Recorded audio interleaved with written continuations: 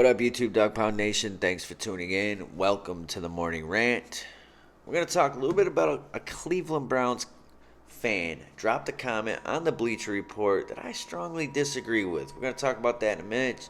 But before we get into that, if you're new, you're stopping by for the very first time, and you want to join the family, please, it's the time right now. Hit that subscribe, hit that like, hit that notification bell. So please join the family.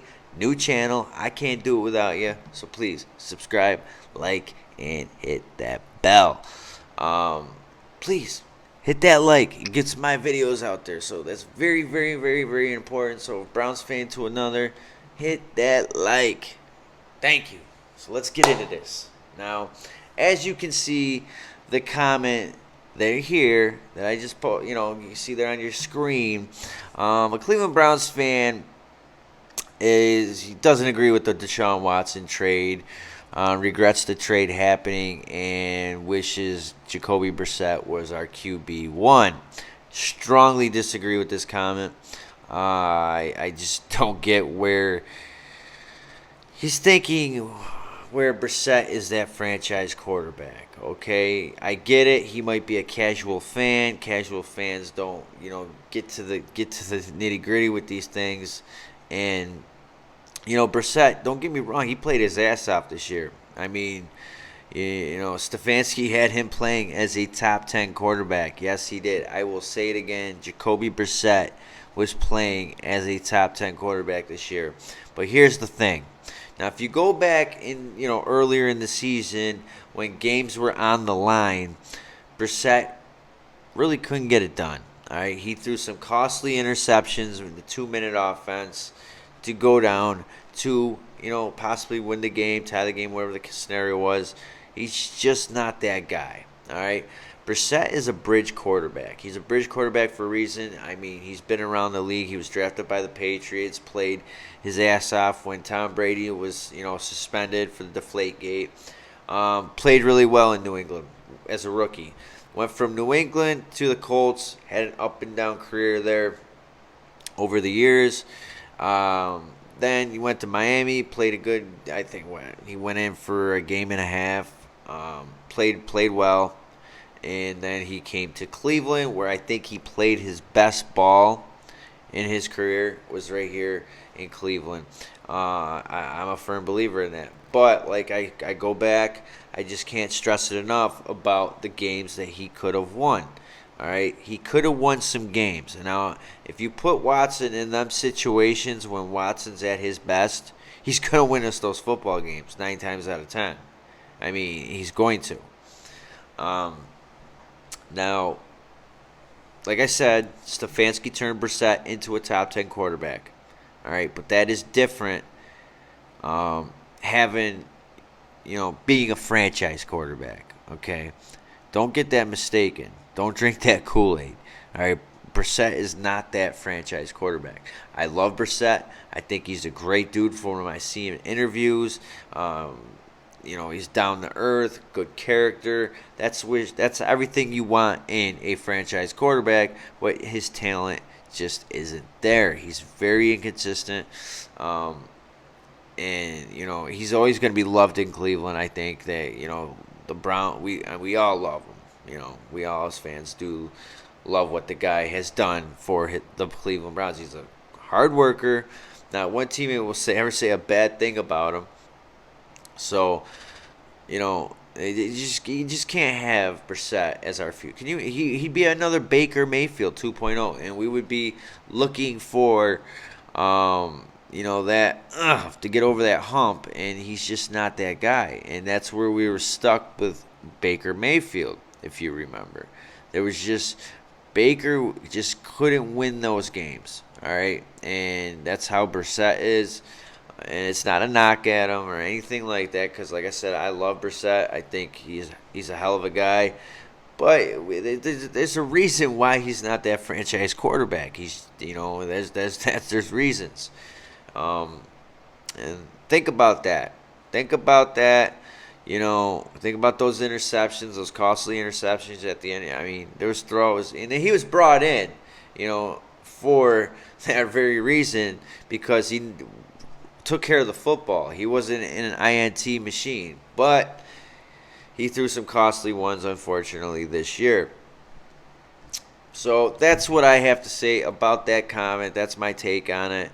I'm sure a lot of you will agree with me.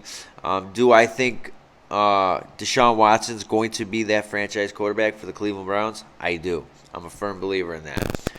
Watson even stated, at the end of the season that him and Stefanski are going to sit down, and that's just natural. You know what's going to happen. He's our franchise QB to Mr. 230 mil. Now, him and Stefanski are going to dissect the playbook. They're going to pull from what works out of that playbook and run with it. All right, and I think that you're going to see a kind of different offense next year because they're going to, I think throwing a lot more RPOs, which is a must because Deshaun Watson's one of the best quarterbacks in the NFL with the RPO, and we didn't see a lot of that last year. So that was unfortunate, but I think Stefanski's no dummy. Yes, I don't agree with a lot of his play calling at times. I think it's sickening, but I think it was just I don't know. I can't make excuses for it because a lot of it was asinine. He's just that Stefanski's even stated he's a very, very aggressive.